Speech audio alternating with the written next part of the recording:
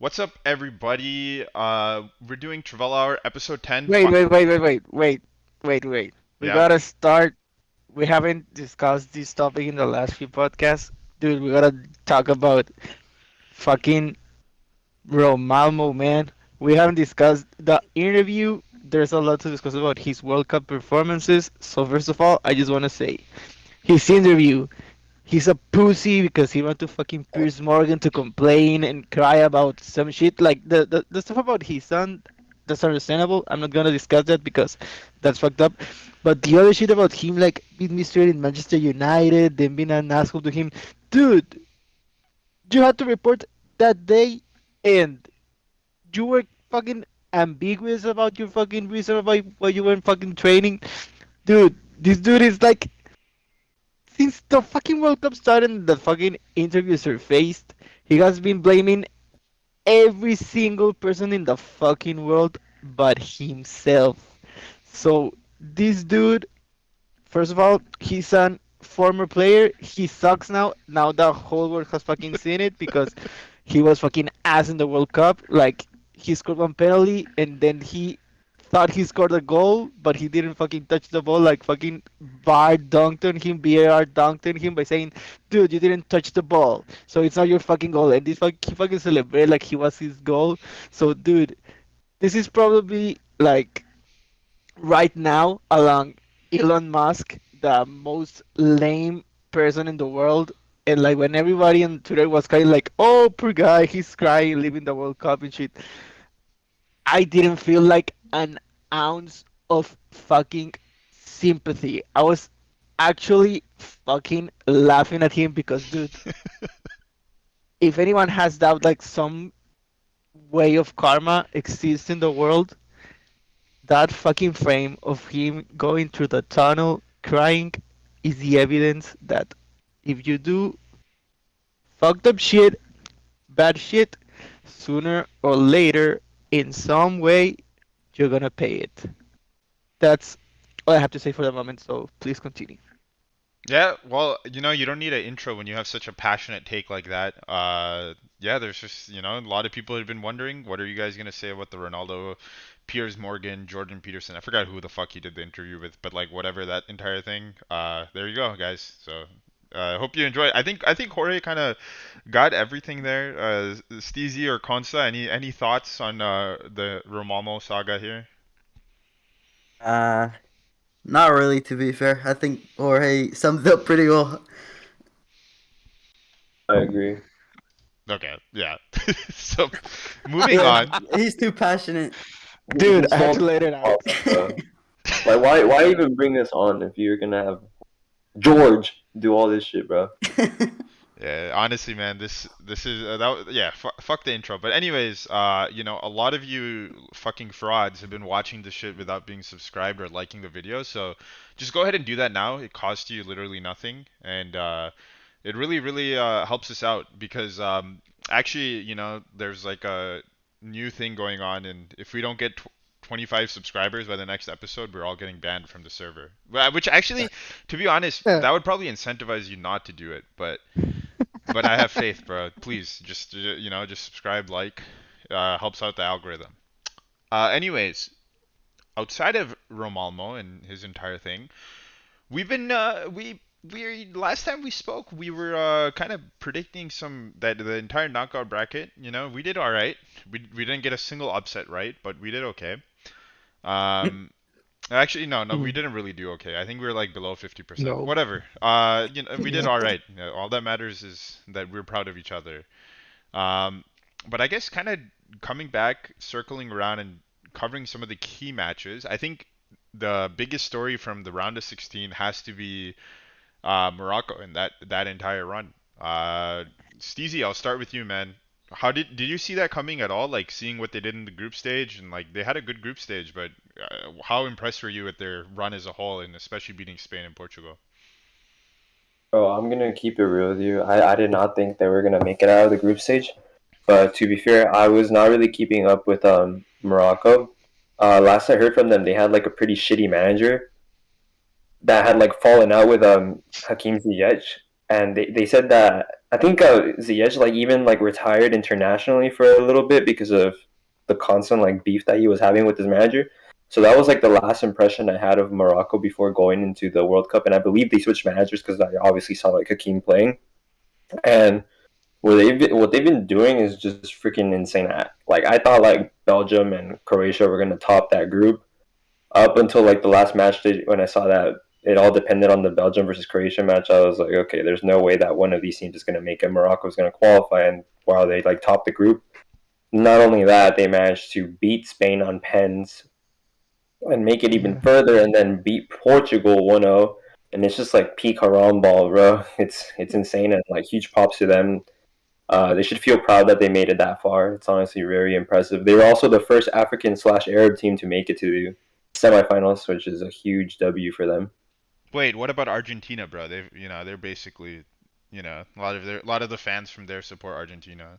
So I think, Oh, you're kind of forgetting them.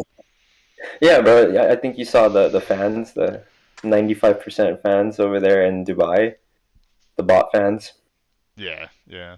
But Yeah, that was huge insane. The for them the as well. the run as a whole, because like you said, like out of that group, the dark horse or whatever in that group was like Canada for a lot of people, Yeah, which I didn't really Yeah. buy, but like I think pretty much everyone had Belgium and who was it? Croatia, right? No, who Yeah, was Croatia yeah. and Croatia. Belgium are in their group. Yeah. yeah, pretty much everyone had those two qualifying. I guess like turning it over to you, Consta, who do you like think really stood out from that Morocco team? Like, who do you have as like the key catalyst for like what they were able to accomplish?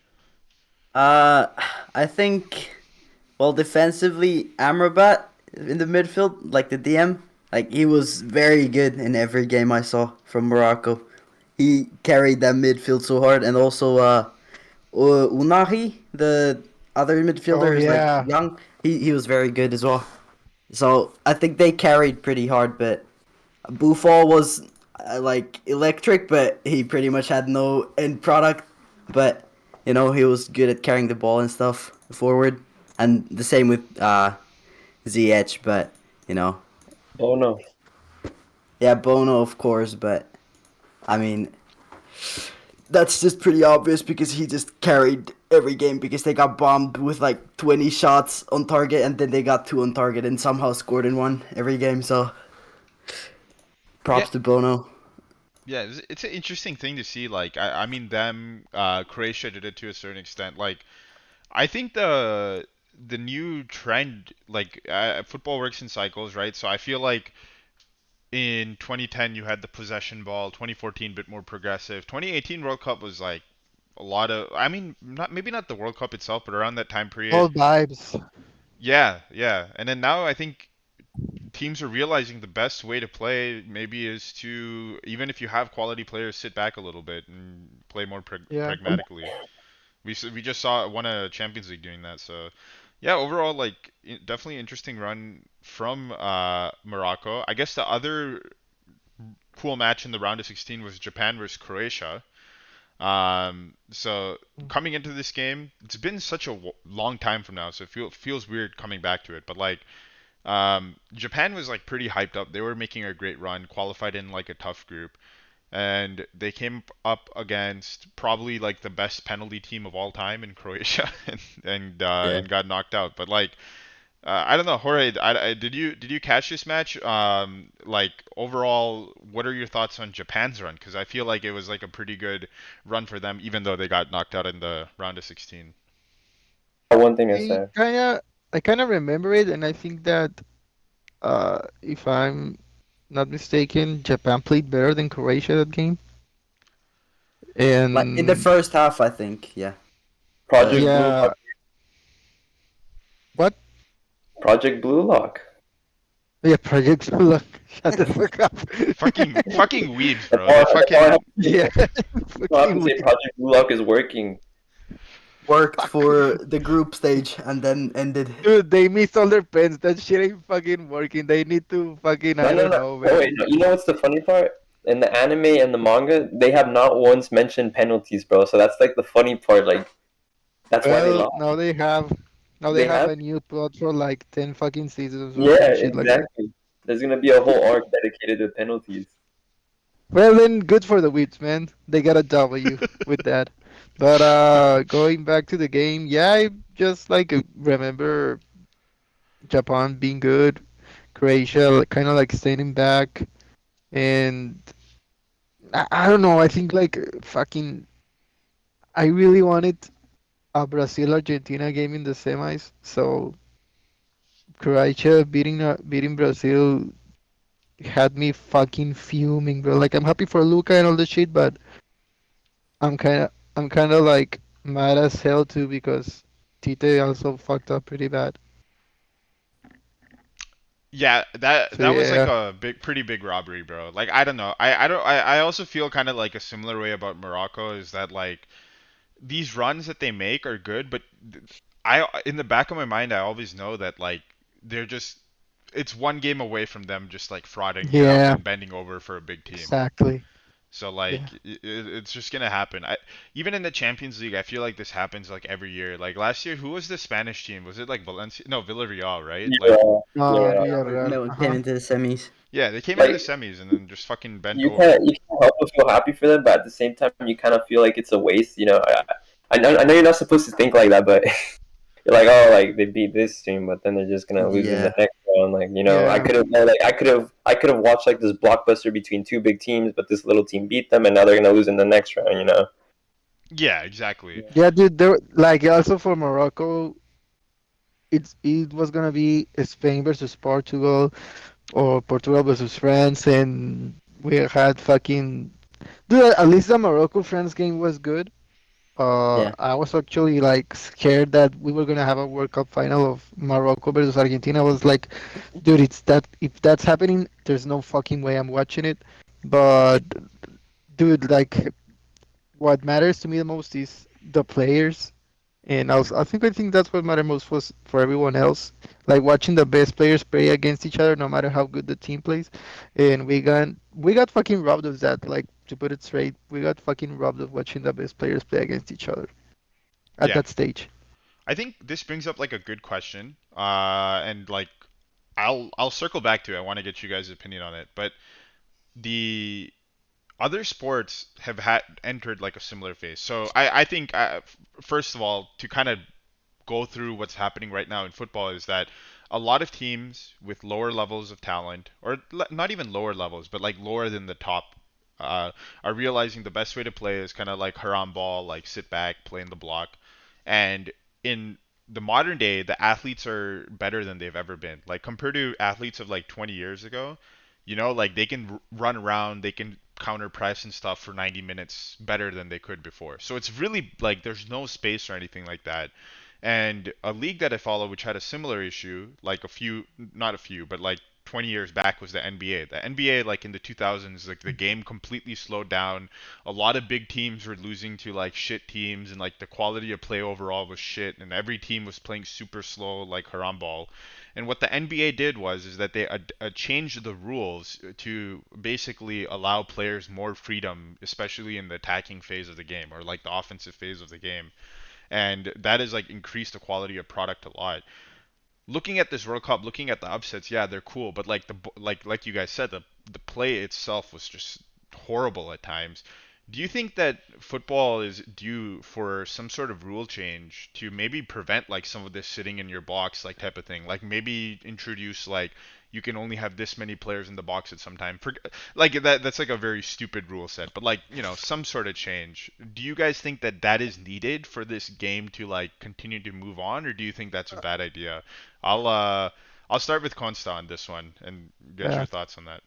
Um, it's not necessarily dumb. It's just that I don't know how it would be successfully implemented into the game, considering there's like a billion different leagues and everything, and it's probably gonna be pretty hard to implement very like efficiently.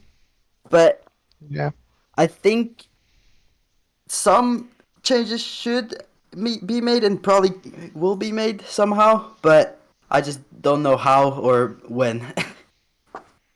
Okay. Uh Steezy, I'll turn this to you. Do you like what's your thoughts in general about like Haram ball teams, do you think this would be a good change? And like, because like for a lot of these teams, that's the only way they can win. So if you make a change to for like to benefit the attacking teams, then all of a sudden like the group of teams that can win the World Cup will only be 4 or 5 teams, whereas now like you can see runs like Morocco and Croatia. What do you think about that balance? Bro, you're letting the American inside you like No, take dude, over. I think Bro. Like you want this whole like offensive, like oh can't end in a draw mentality from Two basketball goals to per game. football, bro.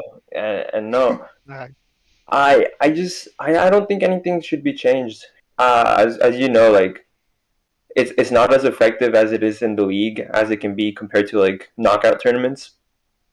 I feel like this works mainly in knockout tournaments where you can just like chip down 90 minutes, Yeah. break down the like the team that's supposed to win. Like I don't know, like let me put my thoughts into this. Like um, sorry, I'm just got kind of distracted right now. you But wanna think about it, and then we go back no, to I'm you. good. I'm good. I'm good. It's just that I got distracted right Okay. now. All right, so I was just saying that this doesn't really work in the league. After a while, it gets old. Like we saw with Cholo Simeone, his 2013/2014 team. He kind of like just shocked the league because it was like a new kind of like play that was just like terrorizing the league, and it worked for a couple years after that. But ever since like the past 4 or 5 years, it's gotten stale. Like it doesn't really work anymore. Sure, it won the league in 2021, but that's also because they had like God on their side, God and anime on their side, and hella plot armor. So what I'm saying is like nothing should be changed. Like I mean, I guess from a hypothetical viewpoint, we can think about like, oh, like a rule being implemented that they can only spend like 15 minutes or something like 5 minutes in like the box of the opponent, like on the opponent's half. Like sure, yeah, that would be more entertaining. We would probably see more goals or like more wasted attacks or something like that. But you're really just like killing off like the small teams, like you said. Like this is pretty much the only way for small teams to win if they like lock off and then like score one goal and then fall back. But like I said, it gets stale after a while. It doesn't always work. Teams adapt and learn, but it can catch people off guard in the World Cup. So I don't think anything should be changed. I think it's pretty fair, and I mean I enjoy seeing the smaller teams win. Also, I think like good teams and good coaches can easily counter the haram ball, so it doesn't always take you that far. Yeah, I I think actually have. oh yeah, go ahead. Oh, sorry. Jorge, I Go wanted to ahead. get your no, I wanted to get your thoughts on this too because you follow basketball more. So like Yeah, you've seen that change, right? Were you a fan I back? I I agree with you actually. I think that I know or I have like a few thoughts about how you can make football better. I was gonna say soccer. Shit. It is soccer. I Uh, mean, but No. fuck you.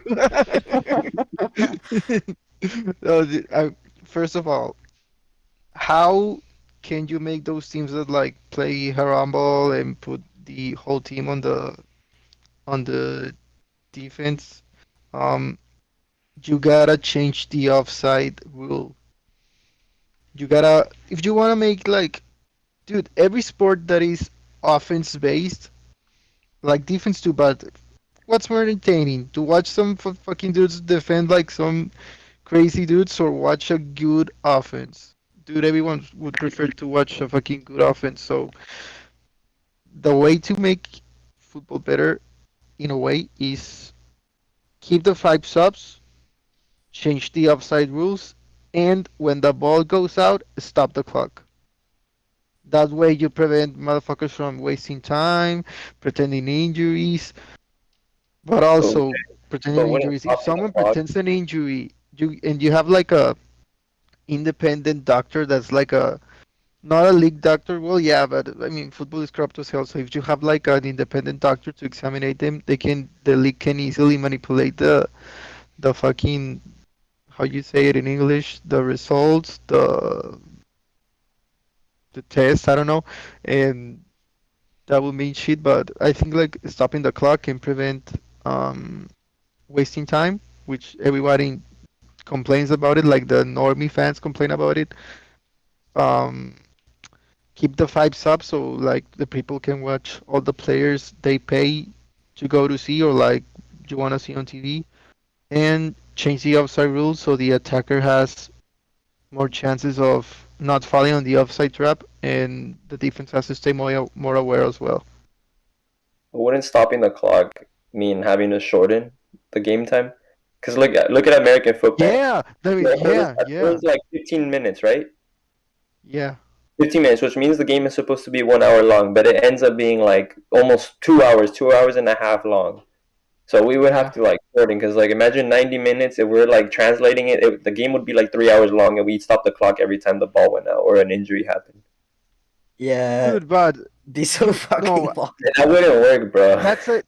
that's actually a good point. But dude, if it fucking lasts 2 hours or some shit, but at least you don't have motherfuckers like wasting time crazy. The games are 2 hours already, I like almost. I like what the World Cup did, where they were adding like 10 minutes of extra time. I feel like that was fair, and like it kind of decentivizes wasting time. Like, okay, like yeah, you can waste time all you want, but we're still gonna throw a bunch of in Dude, extra but time, where like all the okay, teams are yeah, kind of like heated up, and they're like, okay, extra time, we have to play harder, you know.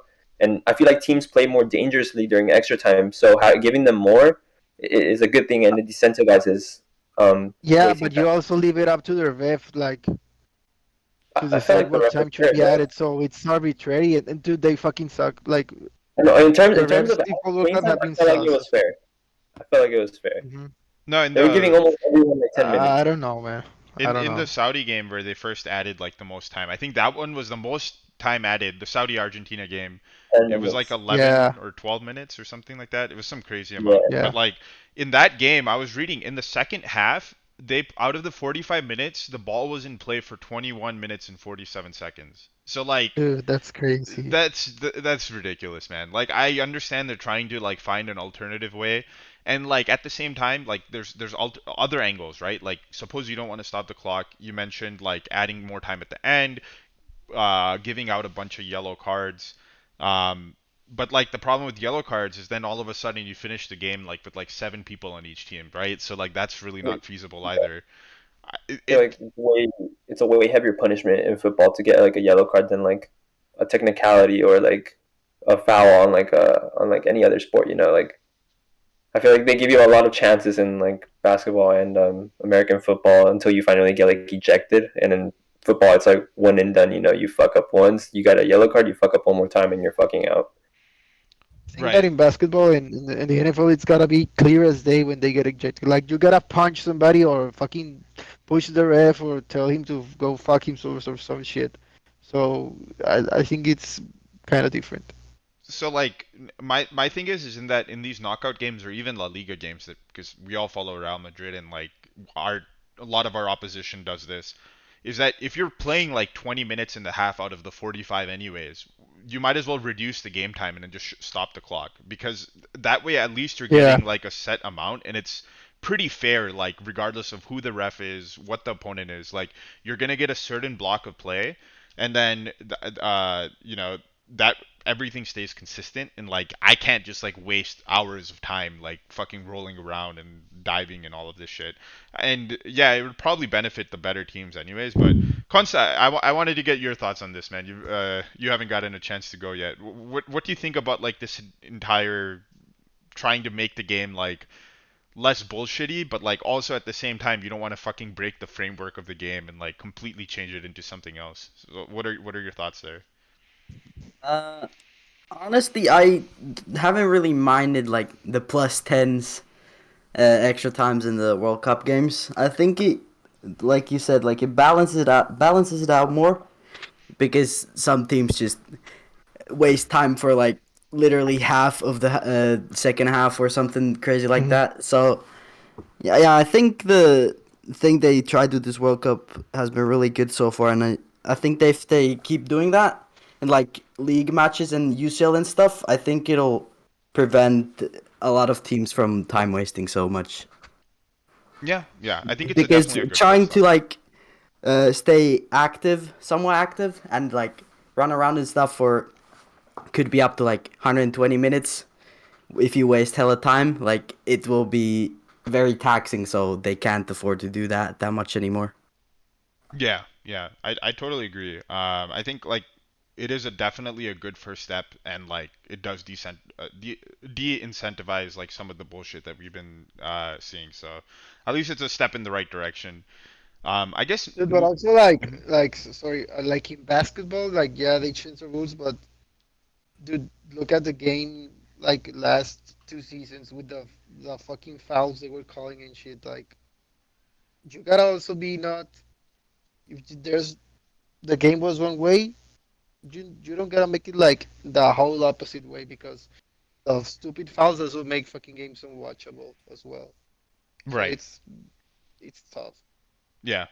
And there's a lot of people who are NBA fans. They want like the international rules are different where they don't Yeah. stop the clock as much. So a lot of people in the NBA are like, wait, actually we should go back. So like, yeah, again, like I guess there's no real like best solution. I guess like the if it's not broken, like don't try to fix it. I guess comes up again. Like there's probably like some adjustments you can make to how this is all managed in soccer, but like overall, I guess it's working okay.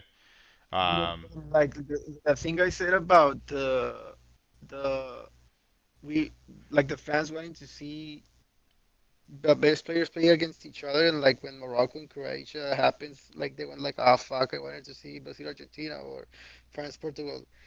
That's why the Super League was gonna be created because like Florentino knows that people don't want to see fucking like most of people because a lot of people do like watching fucking Neymar versus fucking Barca and Neymar putting that 11 players on the goal line. So that's also like a pro Super League argument. Like we just want to watch the best players play against each other, and that's what it's gonna draw more fans. I yeah, feel like that's a bit different because it's the World Cup. We don't really watch like Europeans versus South American teams play as Yeah, often. that's a good point I as think well. the Yeah, same argument can be made, but I get what you're saying. yeah, yeah, I'm saying like in the Champions League, you want to see the best teams play against each other, like the knockouts. I feel like in the Champions League, I care a little bit less because it happens every year. Yeah, yeah, that's true. That's true. yeah. I mean, by putting bias into it, I just want us to play fucking Club Brugge every round, bro. If it was up to me. Yeah. But yeah, good points all around, man. Jorge, just like one thing, you're coming a little bit quiet now for some. I don't know if you moved your mic or Oh, something, but yeah, yeah. It's is it better now? yeah, yeah, it's Yeah, good. now you're reading into it. No, you. I think you're overall. It's Sorry. okay. Messing Okay. around. Um, okay, but anything? I don't remember like if there was any other cool things that happened in the round of 16. I have a Uh, question. We don't have any games though. Go ahead. Go ahead. So basically, my question was that if you could sign any player from the World Cup that has impressed you, not including Mbappe or Bellingham, because those are obvious options, who would you Yeah. sign For Hmm. for us or like just in like if any for us? team? For Real Madrid, of Okay. course. Giroud. Hakimi. Okay, me. Yeah, true as well. Okay, explain why. uh, because he's really good. That's it. Yeah. You're not gonna give me a little analysis. Um, I think he would offer pretty much the same. Okay, that's more going forward than Carvajal does, to be honest. And wait, how old is Carvajal? Like 30 or 31? 30. Yeah, Yeah, and almost. Hakimi Or is 30. I don't know. 24, I'm pretty sure. So in like 2 or 3 years, He's 24? Carvajal's, yeah, I'm pretty sure he's like 24 or 23. What? Yeah. But like in a couple of years, Carvajal will probably start, fading out a little bit more. But I think if we got Hakimi right now, then yeah, I think it would be set. Wow. He's 24. But this is just hypothetical because it's not gonna happen, and we're probably gonna sign Vinicius Tobias instead. Dude, but also, he's a way better defender now than he used to be. Yeah, he used to be so bad defending, but I think he's improved But on also he that a was lot. like 19 when he started defending, so he's Yeah, 24 now. Like you can see the player that he's gonna be or that he already is. He's Miles clear of Carvajal. Oh yeah, for sure. Miles clear. Yeah. Bro, the fucking round of 16 last year, that first leg, well, we shat the bed the first leg to be fair, right? So like Yeah. Yeah. that's context, Yeah, but no, but he was he was dicking Vinny so clamps. hard. Bro, it was Yeah. clamps. Like Vinny could not get Yeah. anything that game. Like it was insane. And I mean, very few players have done that to him. I think there's like maybe five, six Yeah. names in Kyle the world. Walker. Like Reece James and Kyle Walker, bro. Walker, Maffeo. uh, Maffeo. yeah, Maffeo as well, obviously one of the best. But yeah, man. Elite right back. Pablo Maffeo, the GOAT, bro. Proper cunt, man. Maffeo.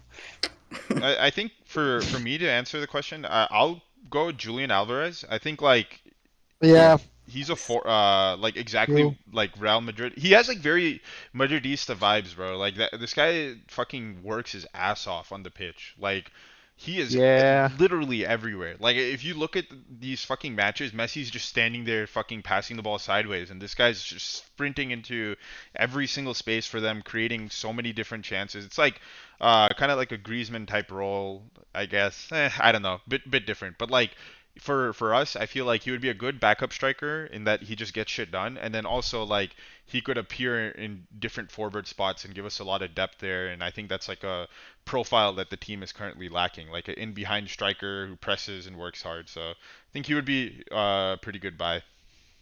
I was pretty sad when Man City signed him, honestly. I thought he was a very good player at River. And I know a lot of people were saying that like, oh, like usually like the tunnel from like South America to Europe isn't easy, blah blah blah. He's gonna Yeah. struggle to adapt. That's And bullshit. people were saying that we probably can't sign him because at that time we didn't have any passports available, I think. Yeah. But I think we could Yeah. have signed him up for Castilla, no, and he could have played there for a while. And that summer, Vini and all of them got their passports.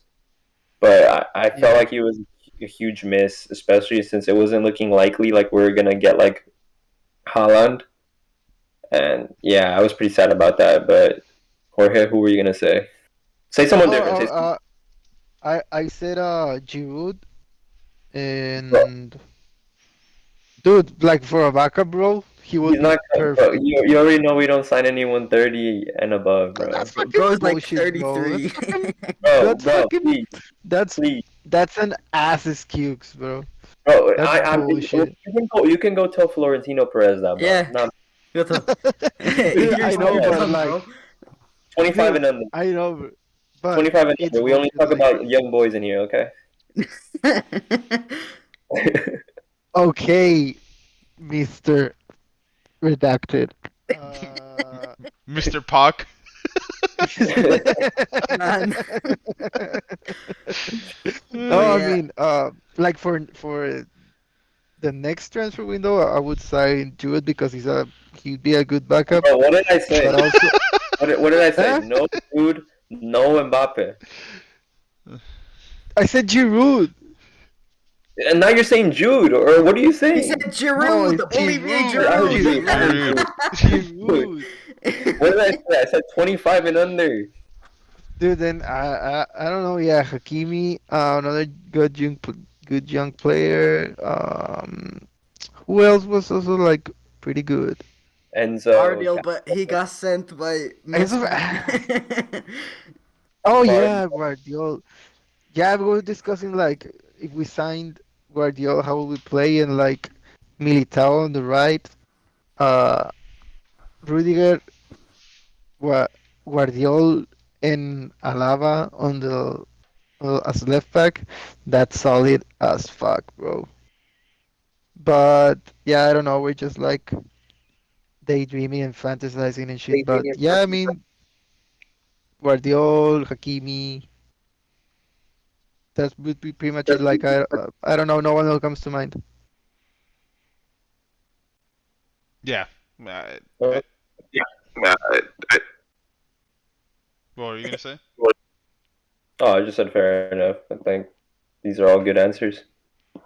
I think the other cool, like you mentioned him too, but I feel like the only missing piece from like the future in midfield is like another guy to support Tchoumeni in like the ball playing role. So I really rated Enzo. It looks like he's gonna be heading somewhere else, but I think he's gonna be like a good player for years to come, wherever he decides to go. But kind of disappointed, but we have a lot of good players already, so it is what it Dude, is. Yeah. also we got to talk about like if we didn't sign Tchoumeni in the summer, we would be spending like 200 million euros for him now Oh yeah. Yeah. because he has balled.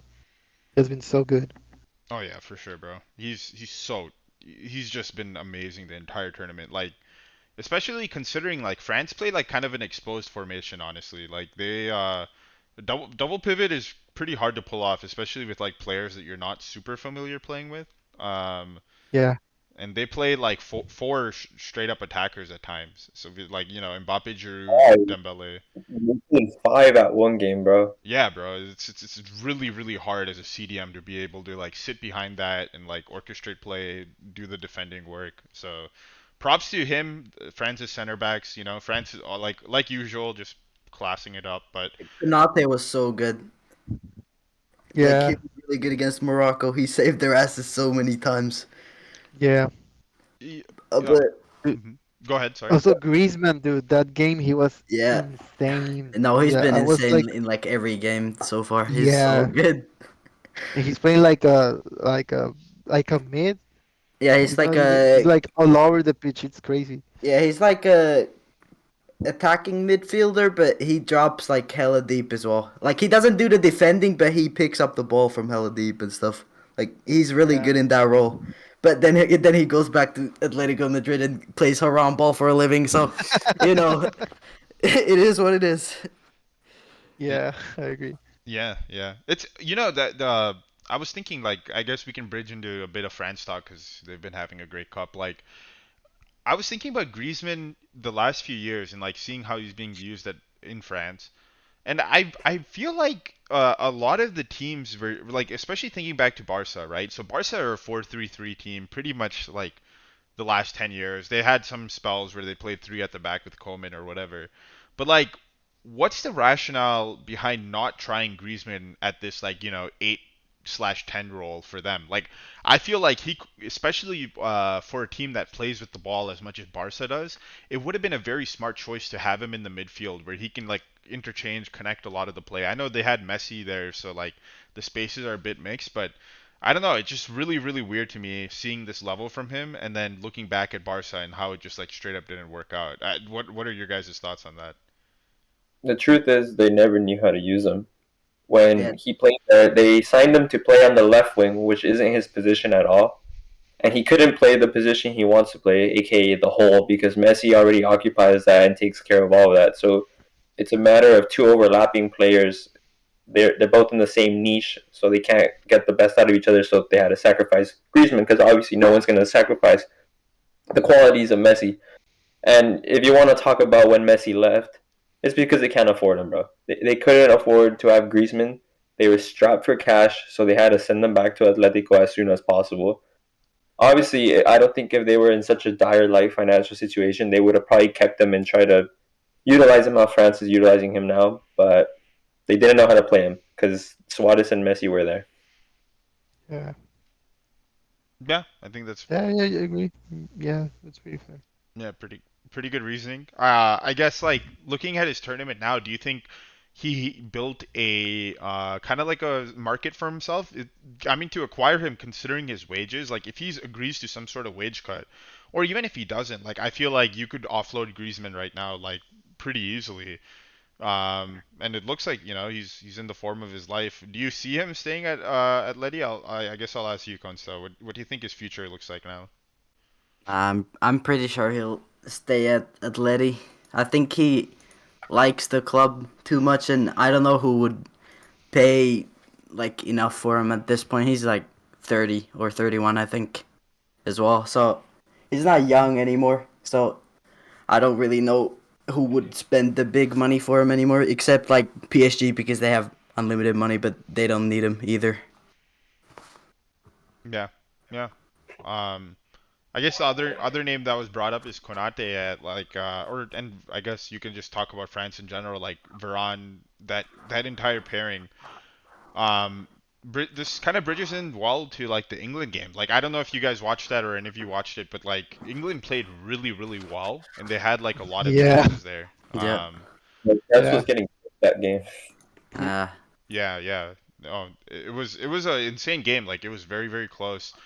Um, what what do you think was like the X factor in that one? Like for those of you that watch, like obviously France have fucking Mbappe doing insane shit, but like overall, like England, despite such an XG advantage, still got fucked. Yeah, I'll just leave it there. Whoever wants to take that. I can go first. It all came down to players, to like who has the best players, and I think like right now the best player in the world alongside Messi is Mbappe. And also, but if Harry Kane scores that pen, dude, I don't know what would have happened because England was playing really well. So it all came down to circumstances and having the best player in the pitch, in my opinion. Yeah, yeah. I think England's style of play was interesting. They have a good collection of players in like a good sense. This brings another question. Is I feel like you look around the landscape and a lot of teams are unhappy, or not teams, but like a lot of fans are unhappy with their managers at the club level, but even more so at the national team level. What do you think the bar should be for like a team like England, let's say, right? Because like with Southgate, he has them playing pretty well. Like a semifinal in the last World Cup, a finals in the Euro where he like lost on penalties taken by like bad kick takers, whatever it is, but still very, very close to a Euro title. And now a quarters, and it's looking like he's going to be out. Like it's still up in the air. Like and a lot of people want him to be gone. Do you think that bar is like unfair, or do you think that that should be the expectation for a country like England to win like the World Cup, which I don't know if they have the talent for. I feel like they should keep Southgate. Yeah. Knowing how like their FA and the whole fans are, they want an English manager, and I Yeah. don't think there's like many good like English managers to begin with, and even more so available.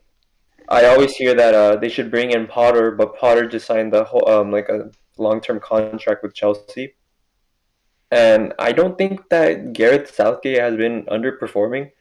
He's been leading them to semifinals, quarterfinals, and big tournaments, even the final in the Euros.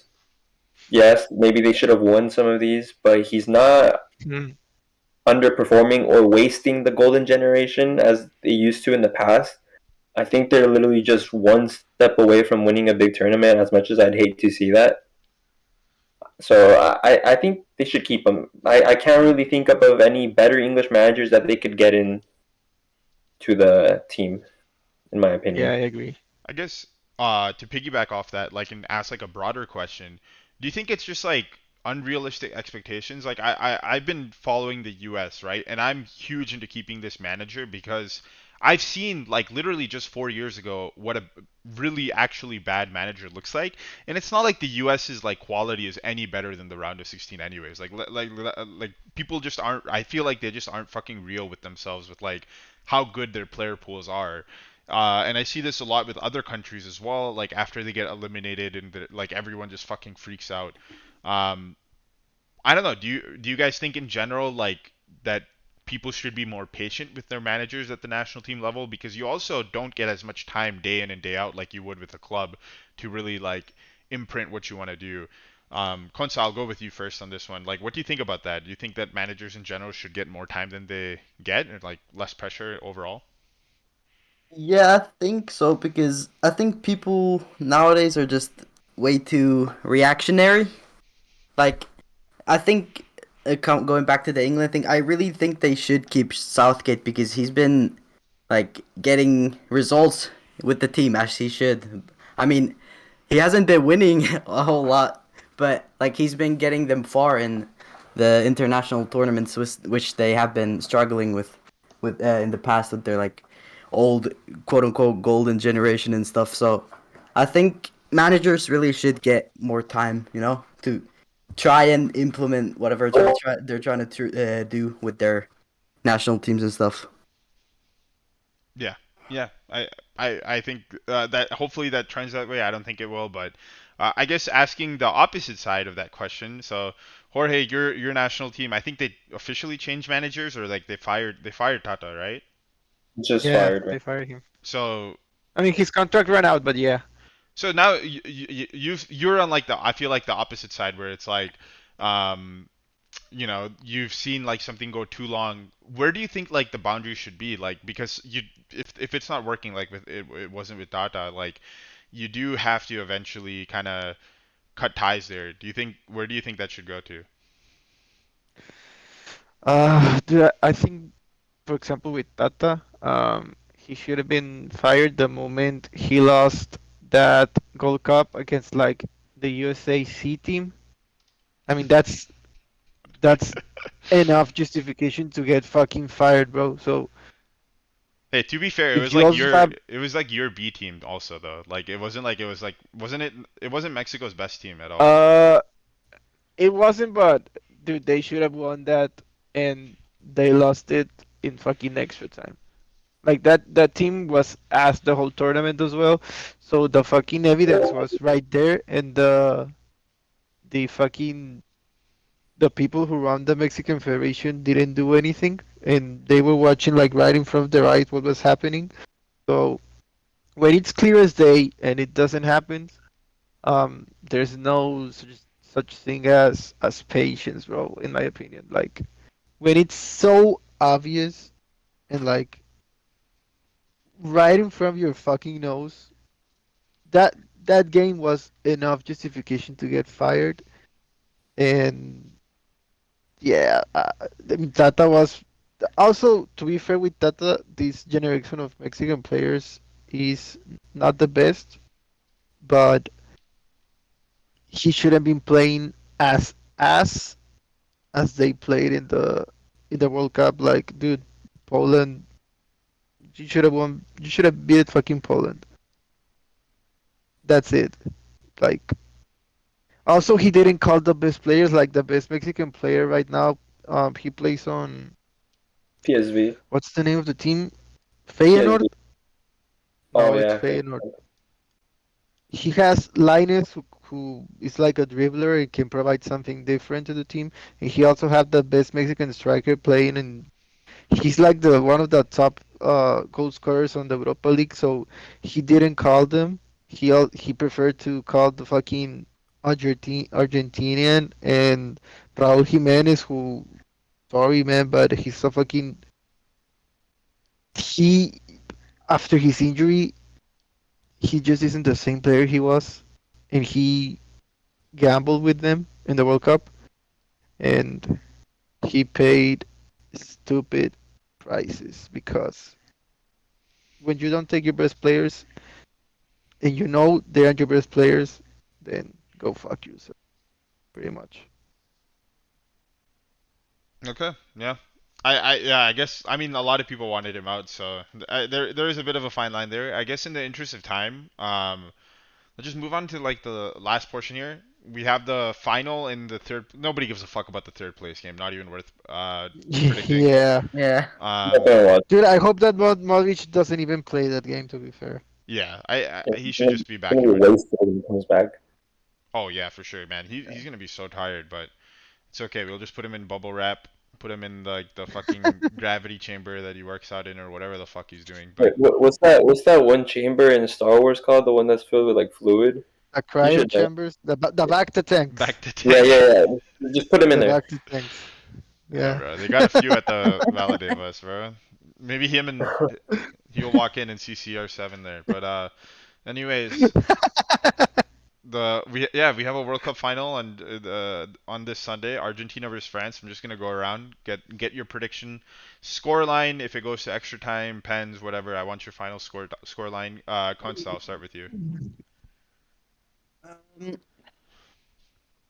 I don't know still because Argentina again, like they've been so mid, except for the Croatia game. They just, I mean, I think the pen just killed Croatia, but they still just got smacked around by Argentina hard.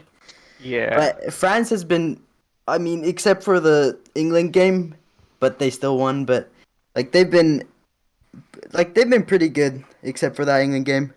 But I think it could be like 1-1 and then go to extra time and maybe pens, but I don't. I just think France will somehow win it. I don't know. This is really tight because both teams are good, but yeah, I think France will win. Okay, we got one for France. Mhm. Steezy, what are your thoughts? I'm feeling a 3-2 win for France. I think it's just going to be like a one of those games where it's like blow for blow, both teams making like a shit ton of mistakes, and maybe like it'll finish like let's say like 1-1 at full time, and then it goes into extra time, and then blow for blow again, and ends 3-2 in my opinion. Okay, okay, respectable, respectable. Jorge, what do you got? To add to what Consta said, France, yeah, they struggled against England, but the England game was like their first real World Cup game, and they didn't look so good. And Yeah. I mean, against Morocco, Morocco had them on ropes as well. So Yeah. I have Argentina winning 2-1. I don't think Messi will lose to World Cup finals. Okay, yeah.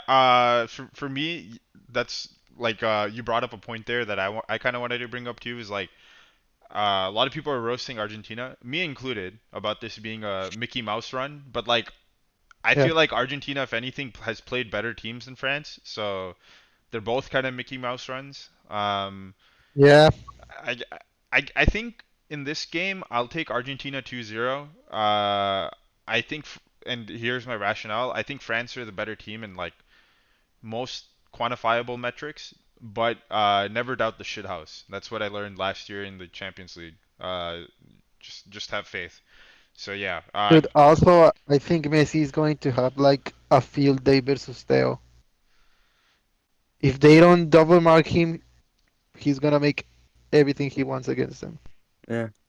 yeah, he looks like he's peaking too, like form wise, because he wasn't doing all of this dribble Yeah, shit like in the group stage at all. Like he uh he brought or out like or in something a else fully. longest time, dude, as well. So All of a sudden, he's dribbling as well, making runs. I'm like, shit, bro. Like Messi can still play. yeah, yeah. So yeah, excited for it. Well, I think that's a show. I don't think we have any questions this time, so we can just wrap there. Thanks everyone for watching. Do you guys have any final things you want to say? Nope. Nope. All right. Merry Christmas Indeed. Very, very festive. Yeah. Happy holidays, folks. and Well, happy holidays. yes. All right. Trivela episode 10. Thanks.